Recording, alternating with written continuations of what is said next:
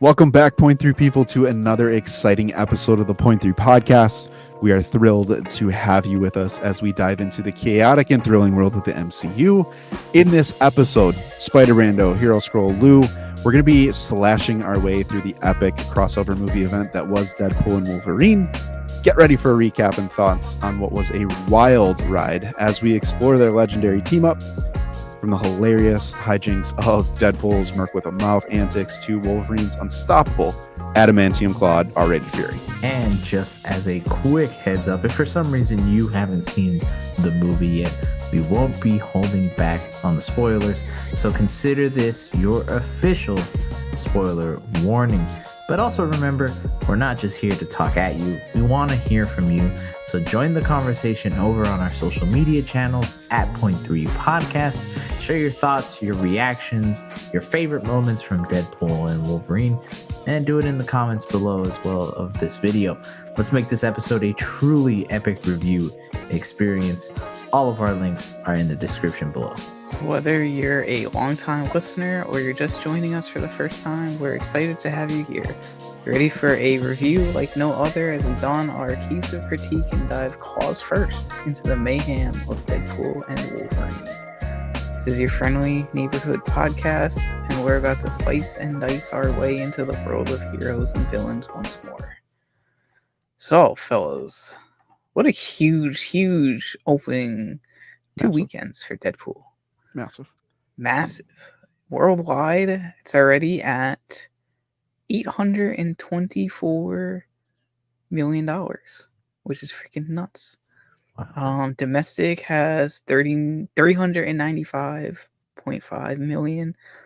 International at 428.5 million. This movie's breaking $1 billion. We everything that someone here may have said about it not once making $1 billion. I still gotta stick to my guns. And that this is gonna be a $700 to $800 million movie when it's all said and done. Oof. I'm happy you chose to eat your words. Like a week or two ago, before once all this momentum started, because wow, the stars aligned, man. The stars aligned for an R-rated movie to already almost crack $1 billion. That is nuts, and just shows how impactful this movie is. 100%. But moving on to some other numbers to further emphasize its greatness. On Rotten Tomatoes, has a critic score of 78%, audience score 96%, IMDb 8.1 out of 10, and Letterboxd 3.75 out of 5. And these are all as of today's recording, August 5th. So things may have changed by then. This is what we're working with. Great stuff. And do you guys feel that these are accurate scores? Or I guess not accurate, but like well received? Not well received. I can't talk right now. You feel like they're what's the word? Good. Represented. Yeah, good. Good scores or representation of what you've been hearing. That's what I was going for. Here, I'll let you go first on that one. Money wise, I mean, yeah, absolutely. I'm still shocked at, again, how fast it's going. Not in a bad way. Not that I didn't think this movie wouldn't have the quality to back it up, and especially after seeing it, not thinking that, but for it to go that far in these 2 weeks is honestly insane. And then the Rotten Tomatoes score is honestly what's pretty funny to me. Because audience-wise, I think this is the highest rated Deadpool one and the lowest rated critic. Highest audience score, lowest critic score out of the 3 films. And yeah, I think this is very polarizing for a lot of critics. We'll get into it a little bit later. But yeah, I think audience score, I'm definitely on that boat where, yeah, the 96% is probably where it should be. So yeah. I think this is indicative of its quality. Yeah, 100%. I echo all that. I mean, I think this is one of those movies too, just given the style of Deadpool that we kind of mentioned before, is like, you really want to go off the audience for this because it's an R-rated Deadpool film. To be honest with you guys, I still think a 78% is not bad. in comparison for like some of the what you see the critics have been saying. But again, we'll get into that a little bit deeper. Fantastic numbers though. Fantastic. If you're Marvel and everyone a part of this, you're looking at that, still applauding the great work that was done. I think Hugh Jackman's not jumping, but shivering in his seats right now after the line of "You're gonna do this till you're 90." Disney's seeing these numbers and they're like, "Damn, let's make that fucking shit happen." Just put him on ice until the next filming starts. Yeah. Then preserve his body. Defreeze him. Yeah. Then defreeze him. I mean, he already dehydrated himself for roles, so I'm sure Gosh. I'm sure that's not too far out of the wheelhouse for him. Honestly. So let's start off with let's give the audience our 1 to 2 words description of the movie, or I guess reaction of the movie.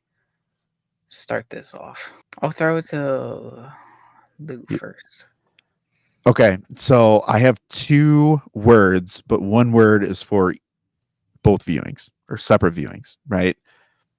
The first time I left the theater after seeing this, it was purely WTF. Like, I'm not gonna say it on here, but that's my 1 word. Just awesome, like absolutely awesome. And then the second time, epic. They get, yeah. Well, yeah. I'm not gonna explain it, but those WTF and epic. Hero. Wow. I like it. Mine was also gonna be wow, but I'll change it up to LFG for my first viewing. Yeah. And my second viewing, LFG times 2. Capitalized. All caps, yeah. Yeah, all caps. 2 exclamation No, points. actually, LFG times 20 Super Saiyan Kaioken. Ooh. I like Blue. that. Blue. Ultra Instinct. Yeah, Ultra. Oh, Ultra. yo, that movie cooked. That movie really did cook. But to some, it didn't. And we're definitely going to dive into kind of what people were thinking about that. But for you, Spider Brando, what are some highlights? What really worked for you in this movie? I'm glad you asked. Oh, dude. I thought the pacing of the movie was great. I can't lie. There, on my first watch through, there was a point where I felt like I was like just so much was going on.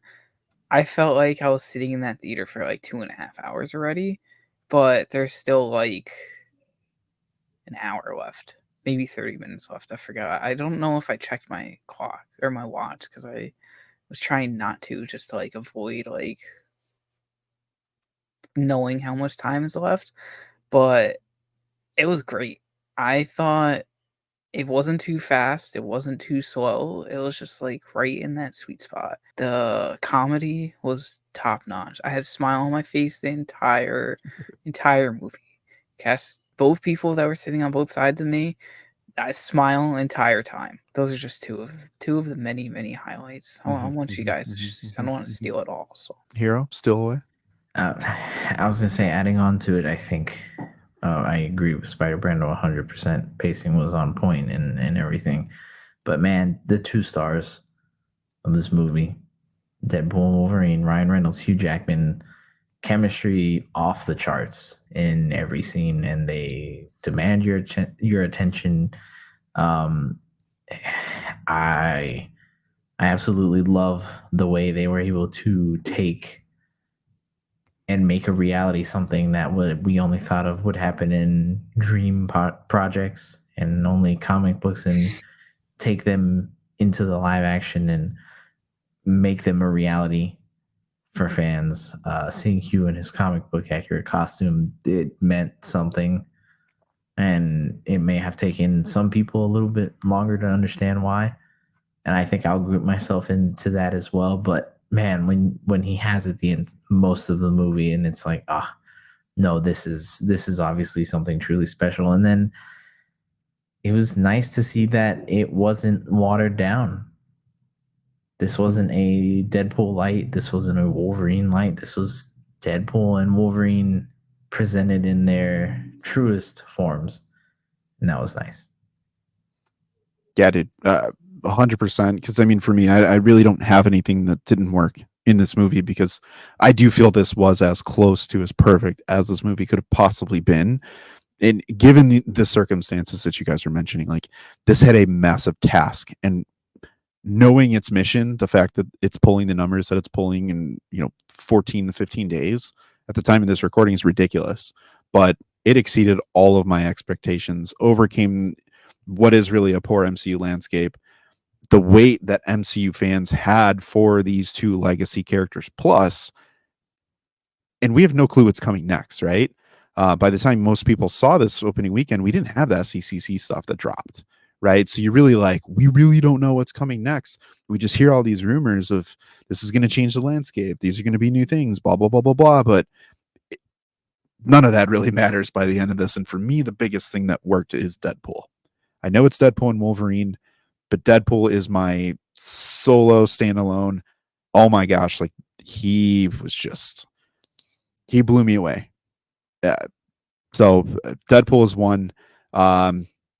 Very subtle thing though is I really enjoyed the fact that to me it felt like on both times I watched this that the MCU and everyone a part of this project, they were like, we hear you, right?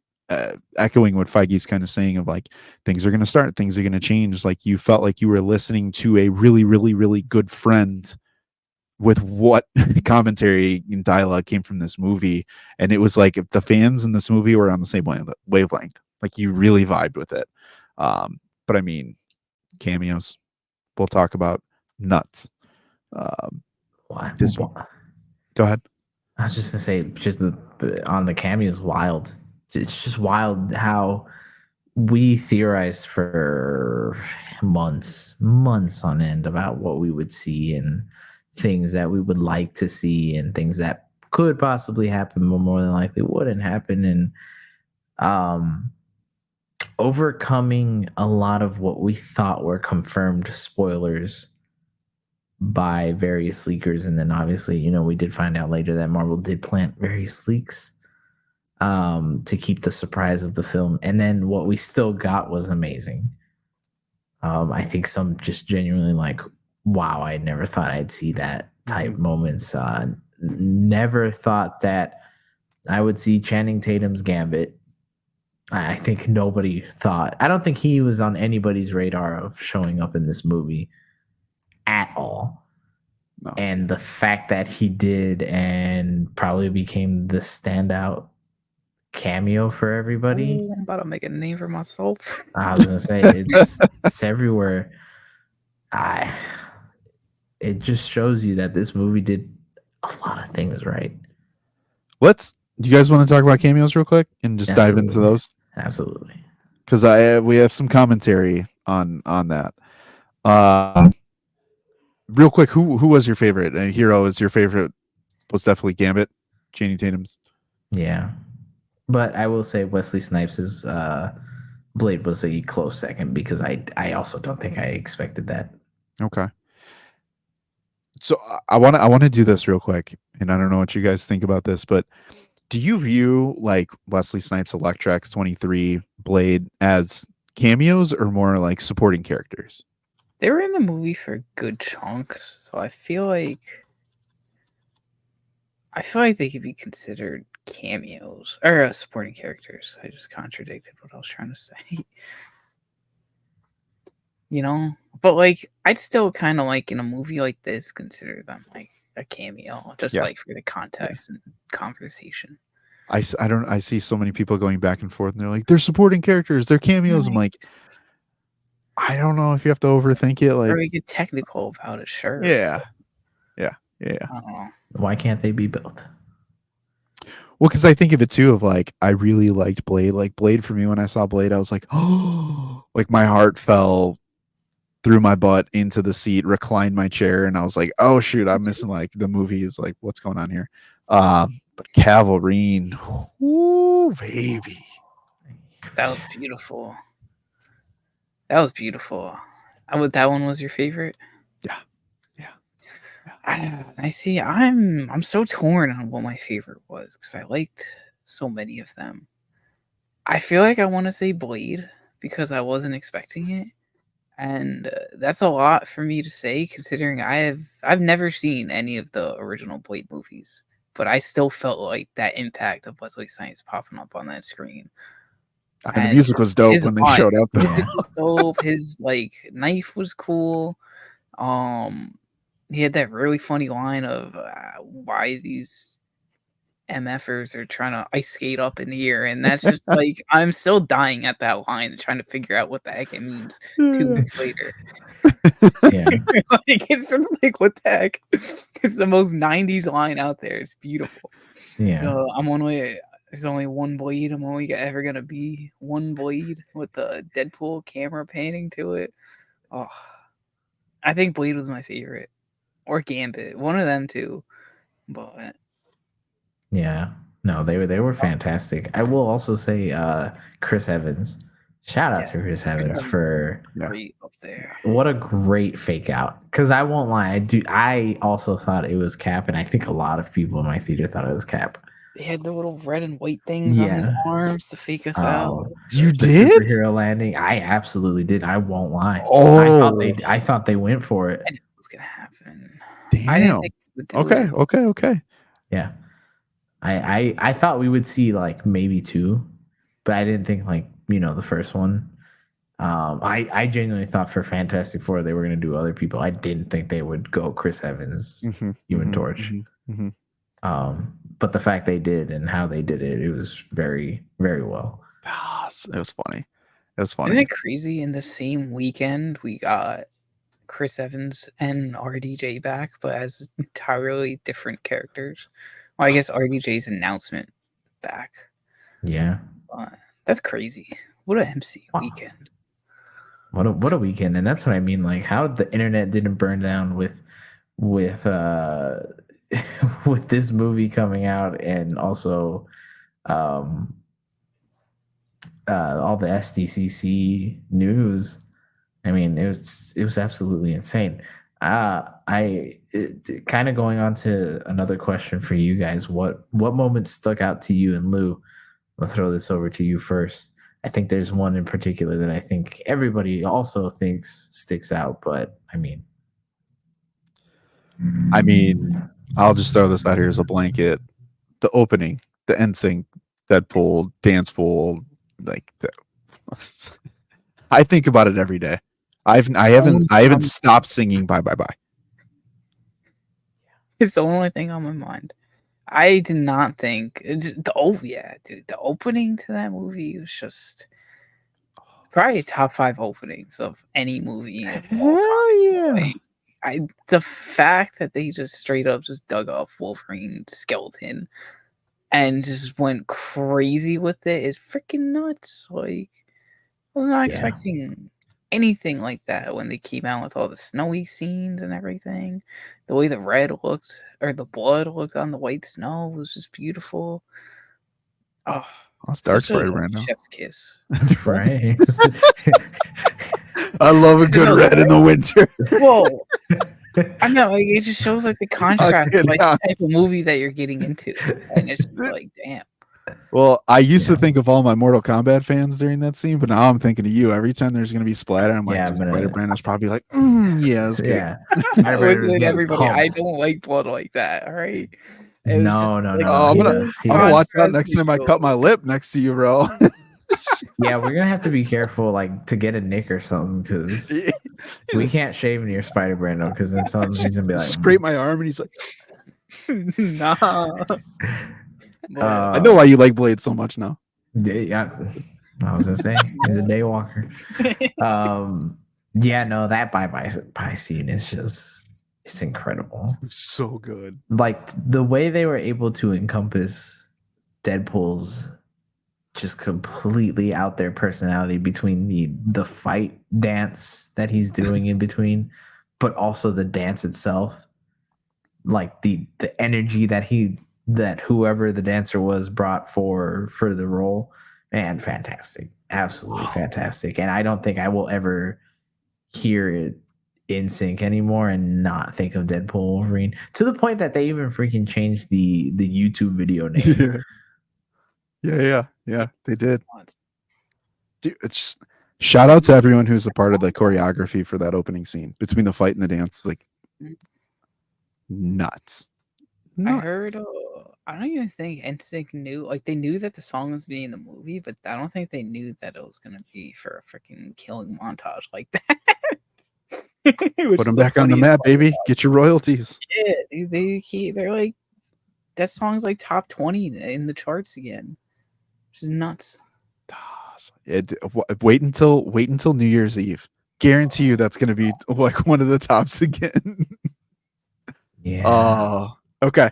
Do you guys have any other like standout scenes though? Like I think that one's like one of the core scenes from this movie, but let's get a little bit deeper into some other scenes.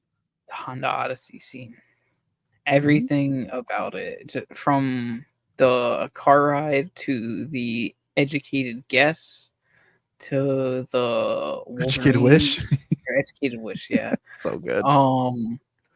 But what really stuck out to me about that was Wolverine's dialogue to Deadpool, and like Deadpool really having to face like a huge freaking like someone just telling him exactly how it is. He doesn't get told exactly how it is in like a serious way like that too much. And that really added to the ending of the movie and kind of how he matured throughout the rest of it and his character. And it was also freaking badass just seeing Hugh go off like that and curse and like a very grisly Wolverine. Yeah, real quick to that point, because when I got home from that day, I was like, man, I need to like really copy what he said, and shout out to the internet. But I thought the parts that stuck out to me were the most like just him for me. Then we can talk about this with Deadpool's character specifically, but like he hammered home to me at this point, like being that additional antagonist to Deadpool in this movie that had, you know, kind of light antagonists in a way, but it was multiple, 4 or 5 if you really break it down in this movie. But just to reiterate, of like, you're an effing joke, right? No wonder the Avengers didn't take you, or the X-Men. And they'll take anything. Yeah, and they'll take anyone, right? You're like, you're ridiculous, immature, half-wit moron. I've never met a sadder, more attention-starved, jabbering little in my entire life, and that says a lot because I've been alive for more than 200 years, right? And it's just like, bro, you can cut with those claws, but your words cut like They were. You didn't even say the best part about that one. I didn't. Well, the line. Yeah. The line that really stuck out to me from that scene was how he said it's God's biggest joke that you can't die, but the joke is on all of us. Yeah. That's just so foul to say to somebody. Yeah, like, I'm waiting for the day somebody pisses me off so much where I can just say that to them. Dude, Darkness Brando is really channeling that shadow vibe. I was about to say, right now. The Spider Brando is slowly turning in front of everybody's screen. Yeah, no, and there was multiple times where the dialogue really kicked in, and I think huge shout out to Hugh Jackman for leaning full into this Wolverine, where he knew when to turn it on and go 0 to 100 very fast, very well. But yeah, no, that Honda Odyssey, and then also the ensuing fight after it is great too. Yeah, it was a very, very good one. But also for me, really what stuck out too is it's such a funny moment, and maybe this is just jokes, but when Paradox at the end is telling how, you know, his people made a heroic sacrifice, and then Temple's just like, he has risen, baby. And then he just screams, and then the song just starts playing, and they just walk out. It's beautiful. Yeah, I will say cowl on too. Oh, fantastic. I will say this movie, when it comes to comedic timing, I think is the best out of all of them. So I think it's genuinely one of the best comedy movies. Like, just take out all the action, everything, just purely comedy wise. Oh yeah, Oh, yeah. freaking awesome. Like one of my coworkers saw it, and she's not really into Marvel or any of this stuff, but said that she was pretty much laughing like the entire time. Yeah. Yep. Yep.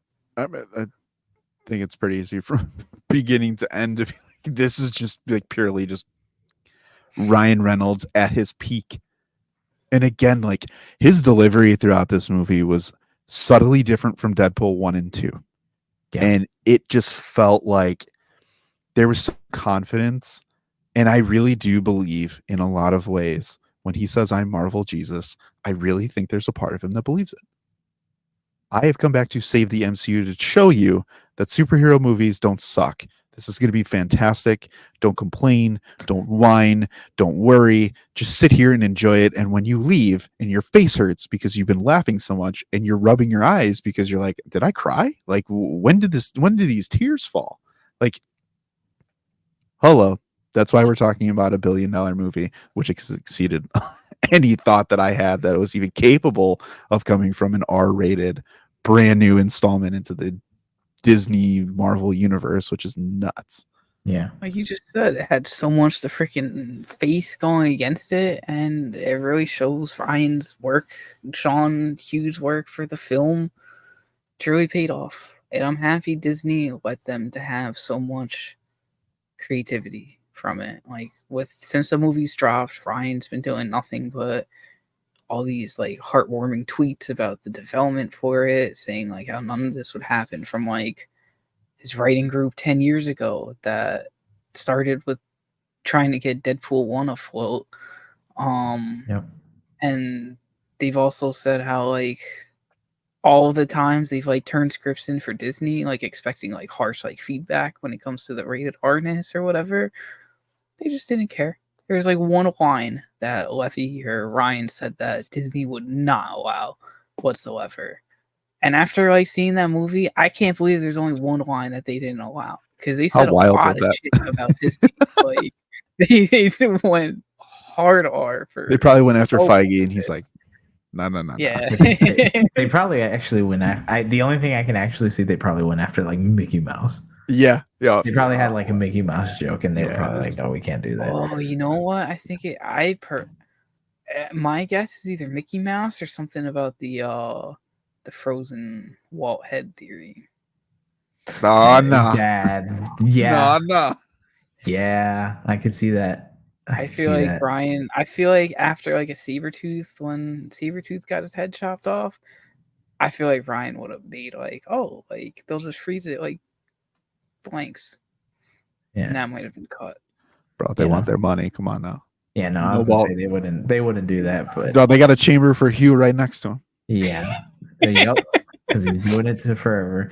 I gotta say though, again, Ryan Reynolds at his peak, but I also think Hugh Jackman at his peak too, Yeah. where he just bounced off of him the best way. And I mean, even when it came to like the comedic timing itself, like how he just sometimes it's the subtle things, how he looks at Deadpool, how he like just reacts, the way he says things to him, I'm always trying to think when Nice Pool dies and he's like trying to revive him, and I forget what Deadpool says, but he's like, "Oh, he died a hero." He's like, "He died from murder." Like just the way he immediately bounces off of it.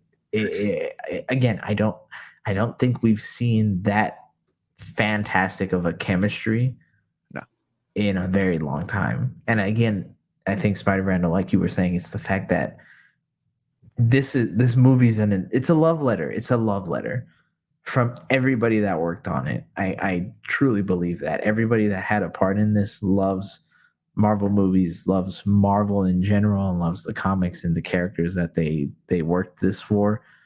But obviously your three faces and probably the ones who were able to push the hardest for these things, Hugh, Ryan, and Sean Levy. And I think that shows in every ounce of this movie. To add on to that really quick, I have been reading my I have a Deadpool versus Wolverine comic that I picked up like a month or two ago, and I finally started reading it. after seeing the movie twice. And every time I read like all these Deadpool Hugh I screwed it up already. All these Deadpool Wolverine interactions, I just read the pages of the book like it's Hugh and Ryan's voice. And like it fits very well because a lot of the lines that I've read in here are like scenes they did in Deadpool and Wolverine. Like one of the first fights with Deadpool and Wolverine, kind of Wolverine sticking his claws in Deadpool and like lifting him on top, straight out this comic. And I was like, wow, that's so cool to see. And it just like it really fits that they care for the source that it comes from and to put it on screen like that. Just beautiful, beautiful chef's kiss. Yeah. Absolutely fantastic. I was gonna say real quick about Wolverine because I think it's no secret now for a year plus. I've been very hesitant to buy into this movie because I feared that they weren't going to handle Wolverine, a more comic accurate version of Wolverine. I've always been on the fence, right? This is Logan that's going to be in this movie. Hugh Jackman is going to be Logan. Walking out of this, I can confidently say that was Wolverine. This iteration that we got, hands down, bar none, was the Wolverine, and he has set the bar for whoever the hell tries to do this next extremely high. I mean, from the moment to like you saw him in the bar, fine. Get him in his comic accurate suit, fine. They're in the void, fine. And they're like, let's get it on. And my guy just is an animal from that point on. And you're like, whoa, this is the Wolverine we're getting. And he carries that all the way through. Where this guy, are you like top 5 now of like people I don't want to mess with in the MCU? Period.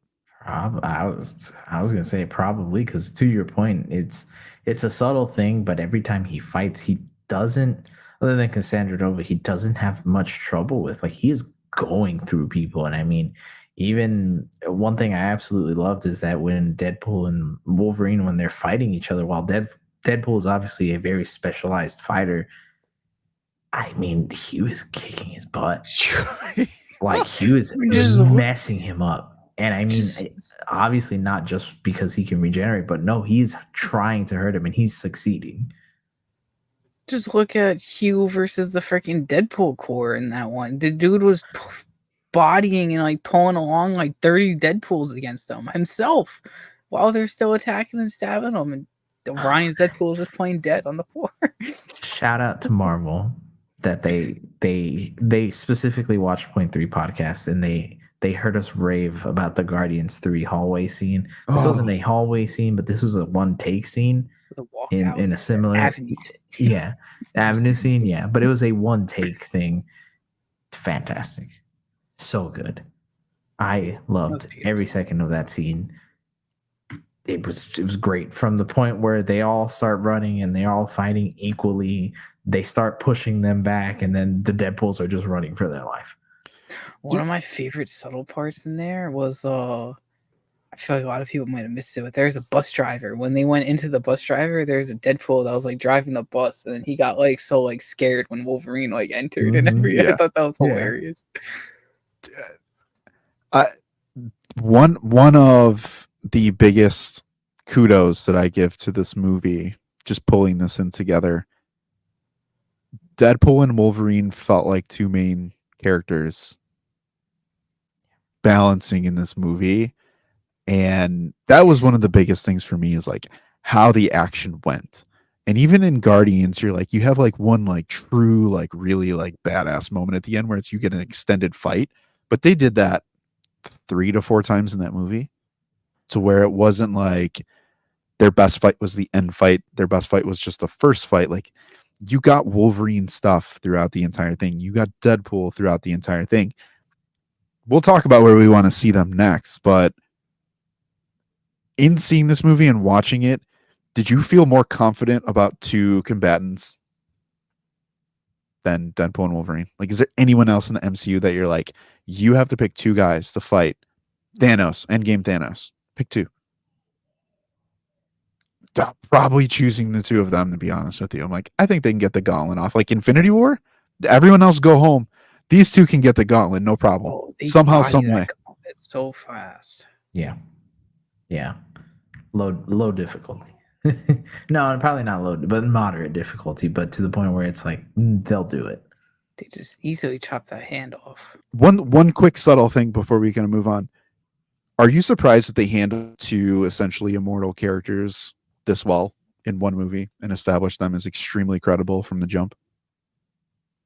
I feel like that's something that's very difficult that a lot of others across all platforms really have a hard time getting across is how do you make a fight feel like, oh my gosh, you may kill the other person, even though we know that they're not going to die? Yeah. I mean, it goes to show in terms of like the choreograph and how they set up things of like every shot they go for, they're trying to kill each other. Like it's not I'm just trying to hurt you. No, we're trying to kill each other. Like every time Deadpool goes for Wolverine, he's going above the neck, Baby knife. towards the face, neck, like side, sternum, things that are gonna hurt. Wolverine is just whatever lands is going to land, and it's just no regard for life. Yeah. Yeah, no, fantastic in terms of how they handled that. And again, it's not easy to do that. We're sitting here talking about it, raving about it, but we really have to think it's not easy to balance two characters like that and succeed in the way that they have with this movie. And adding on top of that too, the way they balance kind of Cassandra's character too, because knowing how freaking powered she is in the comics. One of our biggest thoughts of from the first trailer reaction we did was how they would handle someone as OP that could freaking just like end them in a second. But they did a pretty damn good job with that and kind of showing three immortal people their humanity compared to just their regenerative abilities. Mm-hmm. Mm-hmm. Yeah. So I think that's a very good segue. The fact that you mentioned Cassandra Nova into maybe talking about what for some people might have been viewed as negatives of the film. I think a lot of people talking about Cassandra Nova, some quotes from certain critics saying that the movie was divorced from any true emotional stakes. It's a picture that would rather tell you how to feel than make you feel. Do you guys kind of agree with all of these negative statements and quotes that we've seen from critics? Another very, very funny one personally, and we'll talk about that in a little bit, but IGN talking about how, comparing it to a Royal Rumble and saying that this was devoid of any of the good storytelling and emotional beats. Do you guys agree with any of these negative ones that you've seen? No. Real quick. I think for those that missed the emotional aspects of this movie, you just didn't pick up on it because it wasn't in your face to where they slowed everything down and they were just like, again, I'm going to tell you that this is a very emotional part. I'm going to tell you this is how the character feels. They do a lot more showing, but a lot of it's subtle, and through the humor, through the dialogue, through the jokes, through the overall just tone and themes that were included in this, you get your Deadpool and you get your Wolverine avenue. But if you picked up on it, and some people are like, well, you need to know this if you know about, X-Men 97 or you know about the mutants. If you listen to how Deadpool has talked about Wolverine and Logan, and you listen to what Logan was talking about Professor X, and you get an idea of just the weight and magnitude that these characters have, by the time you get around to Cassandra Nova of like, why didn't she kill them at the end? Where's the huge shift when he's there in Ant-Man's skull and he's like, Charles would have came back for you. Like Charles would, if he knew where you were, he would have wanted to have saved you. And for me, it's stuff like that to where like, I know that name carries a lot of weight, but coming from him, seeing what he did, that whole part at the end to where she had Juggernaut's, helmet on and whatnot, people are like, it makes no sense that she reasoned with them and they got into a portal and jumped. To me, it made sense. but I think those are subtle through lines versus like a massive in your face type of thing to be like, oh, she just did it to do it. I don't think so. But um, I, I don't think Cassandra Nova needed to be any bigger than she was. If I'm being perfectly honest with you guys, I was happy with what we saw, even with the Avenue scene or alley, whatever. Yeah, no, I agree 100%. Spider Brando. I also agree. I feel like they did enough to show the emotional stakes in it, especially in the marketing, just like before the movie even came out. Um, like they really hinted about how this is Deadpool trying to save his world of 9 people from that one picture, and I feel like that's just this an emotional enough cause that you know what you're getting into with this movie, Yeah, yeah, and a just seeing the hundred. characters learn about themselves through each other. Also, kind of Wolverine learning how he was the X-Men from like another world and kind of like failed in his own and had to get over that. And then like the Odyssey scene again with Wolverine pretty much destroying Deadpool and him kind of like going through that self-realization. That's emotion right there. Like you could see the emotion on Deadpool's face and he has a freaking mask on after getting yelled at like that. But you could see how sad it makes him. But oh no, he no smile. Critic write bad review. Yeah, yeah. That's the funny thing to me, that it's like I wonder.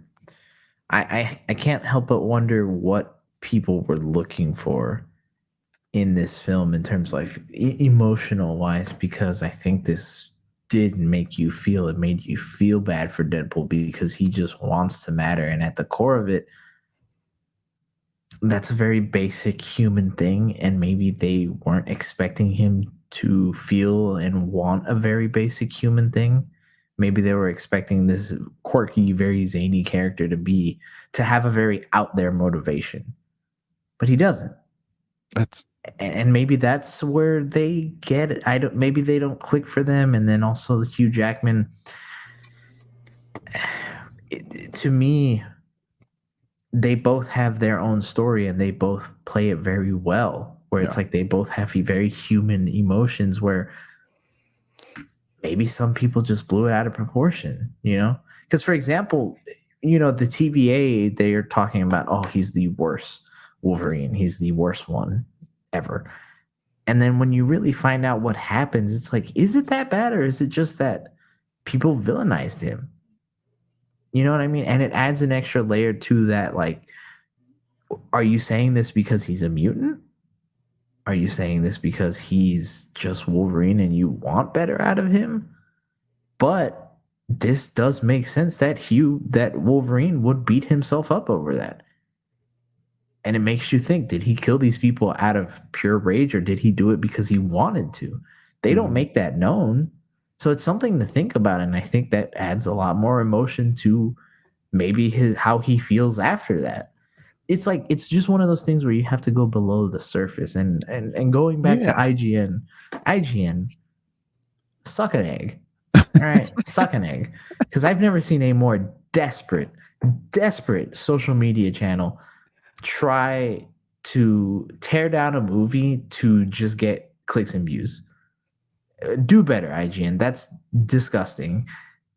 Disgusting that you would even compare it to the Royal Rumble, because that just tells me whoever they are haven't watched a single Royal Rumble in their life, because the Royal Rumbles have pointless cameos all the time with only like maybe 3 stories going through it. yeah, Let's be quite honest. yeah. So IGN, suck an egg.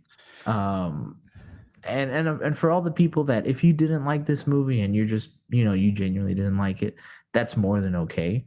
Yeah. It's okay that you didn't like it, but I just think maybe temper what you were trying to look for from the movie, because if you were looking for a movie that connected to the greater MCU, I mean, let's be honest, That's the big thing. that's been a problem that the greater MCU has had for a long time. And it's kind of like we said, if you watched us on the buildup, this movie was never going to fix every single problem the MCU had. And from the marketing, they've told you from the get go, this movie was not aiming out to set for that. I'll add this one last thing for those who didn't like this movie and didn't feel that they could understand any stakes, or this wasn't a high stakes film. When you went back and you like Thanos is probably as close as we got to what would be close to an immortal being, a god-like character in the MCU, right? In a lot of ways. But he made choices and there were human elements like any story. That's what makes them relatable, to make choices that he did or didn't, right? There's some clear, especially on the second watch of this movie, some clear words you can latch onto each of these core characters, meaning Paradox, Cassandra Nova, Deadpool, and Wolverine, right? When you look at Deadpool, the first watch, I didn't get this, but the second watch, you're seeing how someone deals with rejection. Rejection from the Avengers, rejection from the X-Men, rejection from his loved ones, rejection from his best friend who's not his best friend, who he wants to be his best friend. Like, he eats that. Those are the, and you have to take that one step further and be like, then why isn't he a supervillain? Truthfully, why isn't Deadpool a supervillain? Because all the things that happened to him have made people some of the Avengers most wanted for less, right? So what is it about him that keeps him on that track to want to be a hero, to ultimately shift at the end to want to do things for others versus himself? Fine. You mentioned it with Wolverine, right? He's dealing with loss. He's trying to find a way how to handle grief in so many different ways. And for him, being the animal that he is, that's how he does it. Same thing for Cassandra Nova. She's curious. You're seeing how a super being deals with curiosity. Once again, those are all little things that you can take and literally run with and probably write an entire essay about. And they give you more than enough in this movie to do so. We didn't even talk about Paradox. So for me, from a critic standpoint, I'm not talking about audience, I think that's a massive miss when your job literally is to look at these characters and dive deep into who they are, what they stand for, what they did. That to me is where I'm just like, I get it from an audience standpoint, but from a critic standpoint, I don't know. Not a professional critic, but just little things like that. I'm like, I don't think we're missing too much there. Yeah. And it's funny because like, and most of the negative quotes from these critics, they're like, oh, Marvel doesn't know who its audience is anymore, yet the audience scores through the roof. Yet it's close to making $1 billion in its third weekend. I mean, let's be honest, that screams like it's understanding its audience. And when anybody that I've seen that remotely likes comics, Deadpool, Marvel in general, I don't think has not enjoyed this movie. Yet they pan it so hard, and it seems like such a weird disconnect. And I'm trying to see what they see in it, right? Because I think in most times when we watch some of these movies, we can kind of pick up where, maybe, they're not that great. And like I said, maybe Cassandra Nova can be a point of contention for some people, but again, coming out of the Deadpools, she's probably the best villain out of the three. And still has a decent motivation and character out of all of them and adds to the story very well. It's interesting. It's very interesting to see how this reaction plays out, because I think we haven't had this diverse of a like critic to audience score in the favor of the audience. Normally it's kind of the other way around, where the critics really like this movie, but the audience is kind of like iffy on it. It's never this other way around. I don't know. I'll be very curious to see how this ages. A year, I think we mentioned that in the Discord, like a year from now, what that kind of looks like. But to that point, though, do you guys see that this movie was successful for the overall MCU? Like, do you feel like this can be an MCU is back type of movie for people who felt that it was gone. For those that are looking at the movie and at the MCU specifically. How did Deadpool and Wolverine affect the greater MCU for you? Well, one, it gets me hyped because we got to see their interaction with B-15 from Loki series. I know that she's kind of the one pulling the strings at the TVA now, which is huge MCU and post Loki season 2 wise. And obviously it gets me excited because of X-23 and Wolverine being alive with Deadpool and his friends. But that does leave me with one gripe on the movie. In the continuity of the damn Fox universe timelines, and when the heck this movie versus the events of Logan take place versus like timing just not adding up. But at the end of the day, we get a Wolverine and X-23, and I'm happy that the MCU could use both of them going forward. In terms of the greater MCU, the part that I like that it did most, it just started at least letting Deadpool play in that sandbox.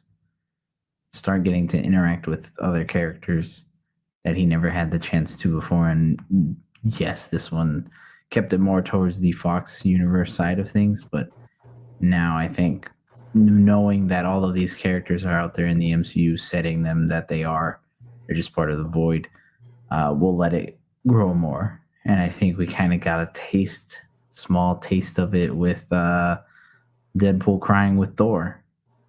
So it introduced some nice stuff. I think the anchor being is pretty neat. It's a pretty neat concept. Again, I just think this is more a problem of the greater MCU than it is for Deadpool and Wolverine, though, where it's like, okay, you introduce another big multiversal concept when you have like incursions and then like a fixed point with what we've seen of What If, like a fixed being and all that. So it'll be interesting to see where they place this into it. But I think the fact that the TV were in there and they played a nice part and picked up after where they were in Loki season 2, I think it was the best connection they could have made as of right now. Yeah. Quick question before I get to my highlights. Did this movie tell you where the 616 mutants are? No. No, and I think that was one thing that people were really looking for of like, hey, is this going to satisfy, mutants in the MCU? What happens? We're going to get some origin ideas, or at least they're going to tell us why the mutants aren't in 616. I think they steered pretty clear of that. Yeah. And it gets me thinking because Feige made all the big stuff about how July 25th or 26th, the opening day, is going to be like the start of mutant saga or like the mutant era, he said. But I'm like, I guess it's the start because we're getting re-exposed to them. But I don't know, like I didn't really get that just whatsoever that like, oh yeah, like here they are in the MCU, or here like they're gonna be predominant, like Mutant Saga full train ahead. I did not get that vibe. No. But again, you get two fantastic characters that are going to show up again, and they're two strong legacy characters. Really, what? It's until they're 90. Yeah, until they're 90, until they're 90. So the prospects of the future of these characters showing up again is really good, and everything that they did leading up to the end of this movie makes you want to see them again. Like you want to see Ryan Reynolds again, you want to see Hugh Jackman as this Wolverine again. Even X-23, like you see a bunch of people being like, if that's our Wolverine moving forward, like great, that's fine. Gambit too, I can't forget. Gambit has been off the radar recently. Still lots of Gambit love after this year. Shout out to X-Men 97 and Channing Tatum. A lot of X-Men love, right? But I do think that the success of this movie, both financially, score review wise, and just pure enjoyment, like you guys are raising the bar pretty high on like what fans really want in a lot of ways. That I think we talked about this beforehand of, hopefully this movie creates momentum going into the next project, which we know isn't for a minute until February with, Brave New World. I don't think that seeing adamantium in this movie and Deadpool using it and Wolverine being here and we see X-23 is going to make me be like, yeah, Tiamat Island is adamantium's origin and they're celestials. Like, great, we're gonna get something that we got in Deadpool Wolverine. I think it's more of the wielder versus the thing itself.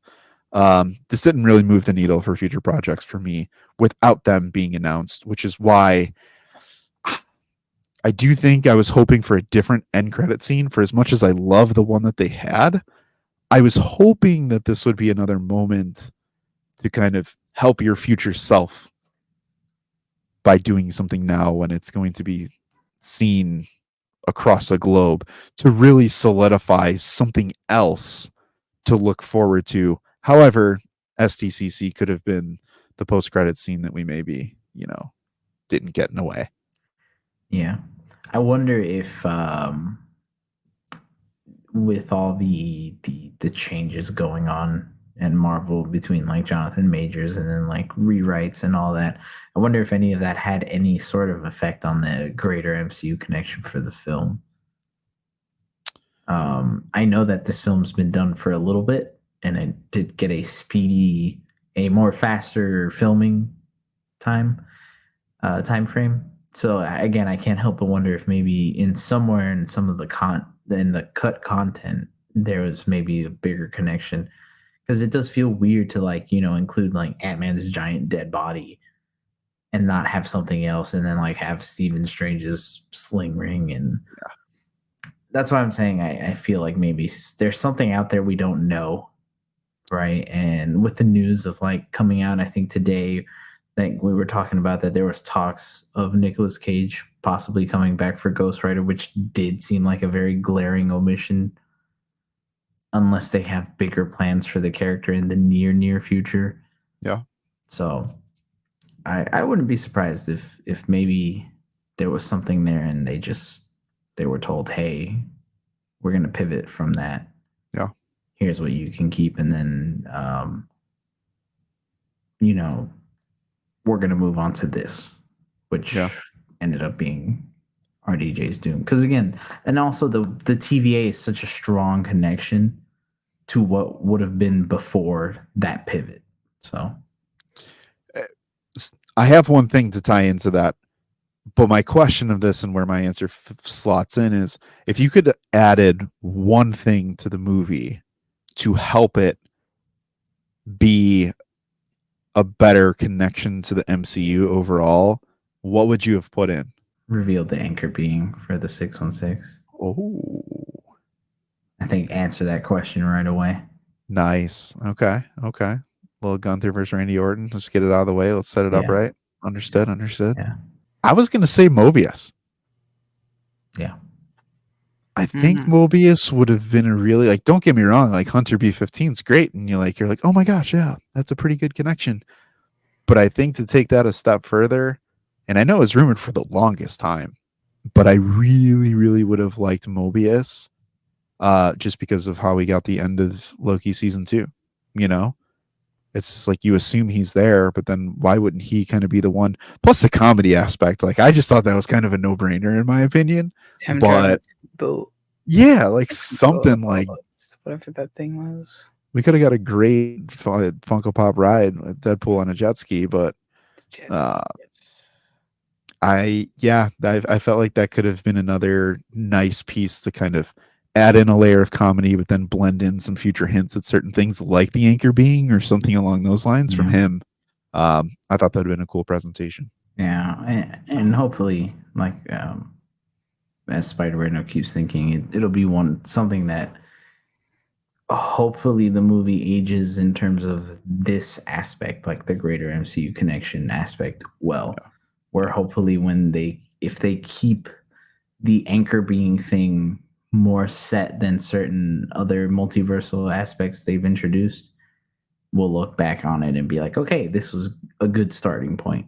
Whereas, like, for example, the one that I can think of right away, like Incursions and Multiverse of Madness, it's been forever and we still haven't seen another one or even been mentioned it. So, Right.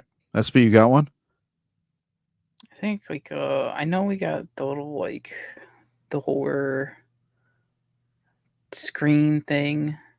I think like an actual like 616 cameo at like the end of the movie would have been pretty crazy. Just casually like walking by on the street or something. After that, I don't know how it would have Dude, worked, but what if Thor was walking down the street and he fell drunk into a puddle on the side of the street and everyone's like, what? And then like, I'm just I don't even know how to shout out to explain the Flash. Nah, I was just doing the that. Flash I see what Aqua. you're saying. oh man, I erased that from my memory. I know. You guys got Because Men in I was like, Black. why does this sound familiar?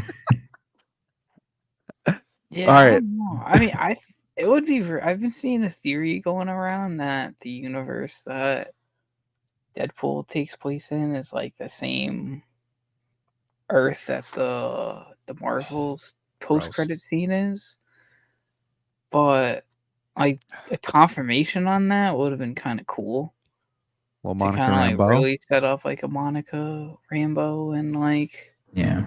that incursion storyline.